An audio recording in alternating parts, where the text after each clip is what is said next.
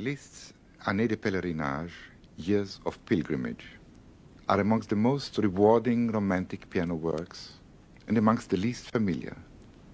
With few exceptions, the pieces in the first 2 years are based on compositions from Liszt's own Years of Pilgrimage in his late 20s. Many of them were revised in Weimar after Liszt chose to quit his unparalleled concert career. In the later versions, monstrosities are purged, technical obstacles reduced to human scale. Deliberation comes to the rescue of white heat. The first and second years should be seen as cycles. During Liszt's lifetime they were not performed as such, but then the 19th century hardly dared to present cyclical performances at all. Only when heard in succession do these pieces reveal their full variety and the mastery of the organizing overview. To be a wanderer and pilgrim, not belonging anywhere and looking for a place to belong, was a central concept of Romanticism. This concept had already been given expression by Schubert in several wanderer songs, and among the books that must have contributed to Liszt's frame of mind were Georges Sand's Lettres d'un voyageur, Byron's Childe Harold, and Senancour's Obermann. In Liszt's Années, almost each piece has a literary motto. The first volume uses extensive quotations from Byron and Senancour. In Senancour's footsteps, Liszt and Marie Dagout roamed through Switzerland, just as the Italian route followed that of Goethe and Chateaubriand in the footsteps of Montesquieu.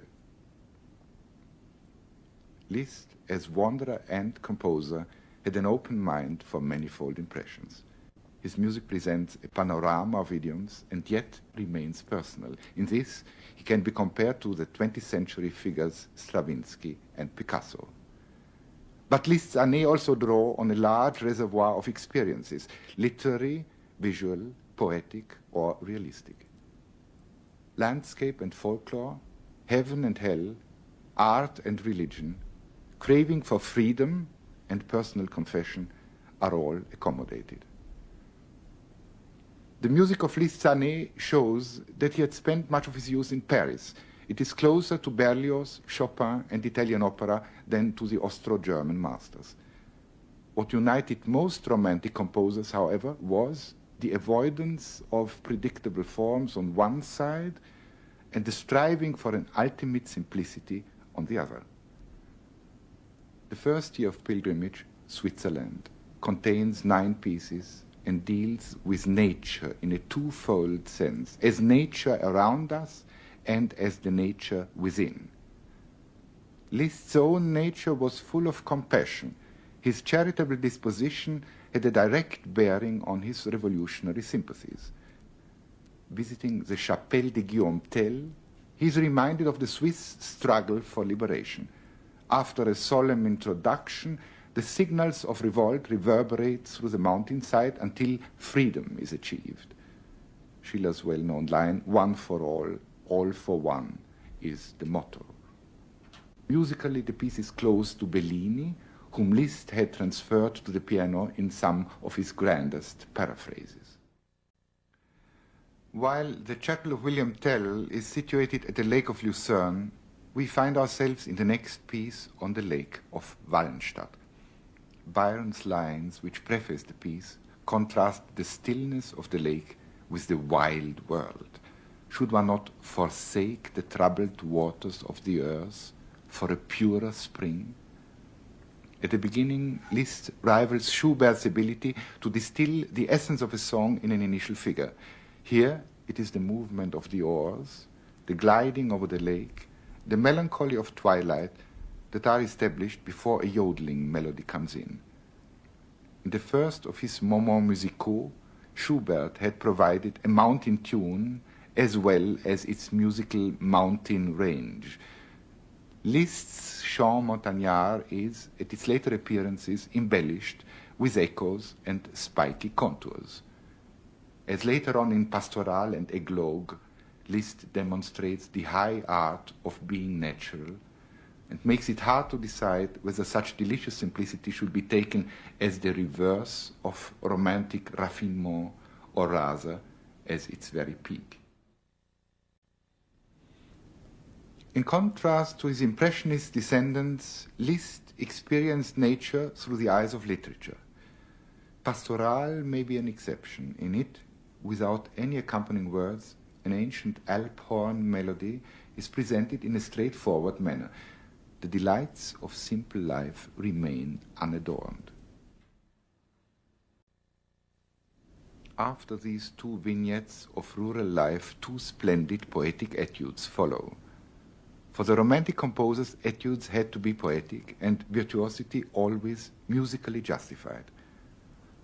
Au bord d'une source plays with the interval of the second. Clashing or suspended seconds create the illusion of a shimmering multitude of drops. Again, the printed words give the player valuable information. Schiller tells him that the games of young nature begin in murmuring coolness, which may prevent him from turning Liszt's piece into a fountain of perfume. After the idyll, there is a thunderstorm. In connection with Liszt's Orage, some lines by Byron speculate about the nature of tempests. Are ye like those within the human breast? Or do ye find at length, like eagles, some high nest? There is certainly no high nest for the storm unleashed here in torrential octaves. It remains an elemental uproar in the blackest C minor. In Vallée d'Obermann, the gates of the human breast remain wide open, yet this is less a passionate symbol of the nature surrounding it than a vehicle for grandiose introspection and personal confession.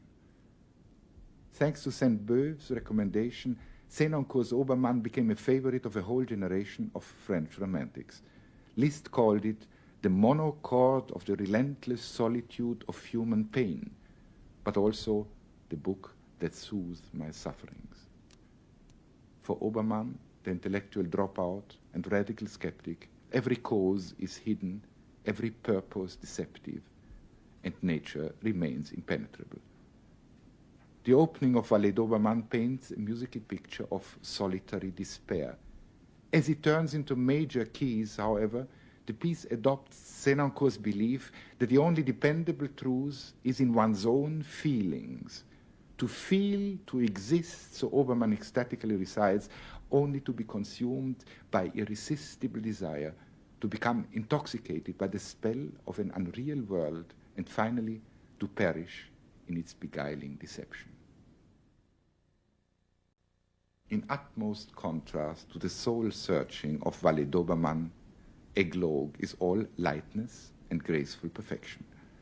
Byron describes the morning with cheek all bloom, laughing the clouds away with playful scorn.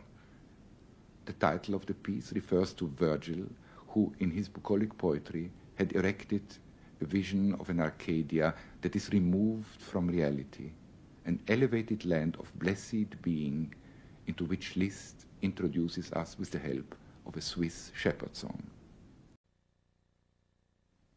After Eglogue, another long quotation from Sénancour muses about the romantic effects of nature in the unspoiled countryside.